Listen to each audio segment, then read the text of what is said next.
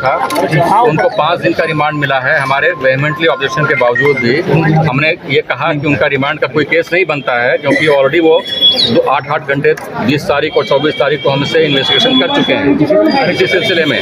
और इस 5 दिन के रिमांड में भी 120 घंटे होते हैं, जिन्होंने ऑलरेडी इस पर इन्वेस्टिगेशन कर लिया। लेकिन आज के उनके पिटीशन में बहुत सारी बातें ऐसी लिखी हुई हैं जो उस प्रेडिकेट ऑफेंस से कंसर्न नहीं है, कोई कनेक्शन नहीं है जो 8.5 एकड़ ज़मीन के बारे में।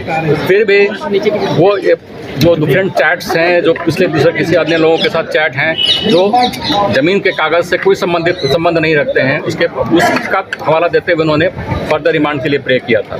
जो हमारा समझना है बिल्कुल ही गलत है और ये रिमांड नहीं होना चाहिए था, लेकिन कोर्ट ने आदेश किया है, हम लोग इस पर देखते हैं। सर, ट्रांसफर पोस्टिंग की बात मामला सामने आया। ट्रांसफर पोस्टिंग का मैटर नहीं है, क्योंकि प्रेडिकेट ऑफेंस जो भानु प्रताप प्रसाद का जो केस है शेड्यूल्ड ऑफेंस का, वो सिर्फ जमीन के कागजात में हेरा फेरी के ही संबंधित है।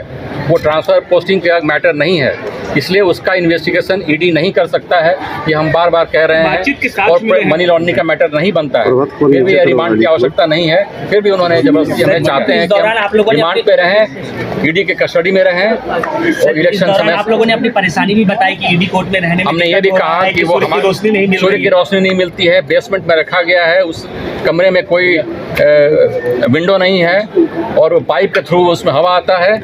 इसकी सारी बातें हमने कहा, और आर्म गार्ड्स के थ्रू 24 घंटे हमारे पास निगरानी होती है, हमारे सोते समय भी होती है। ये सारी बातों को हमने कोर्ट के समक्ष रखा है।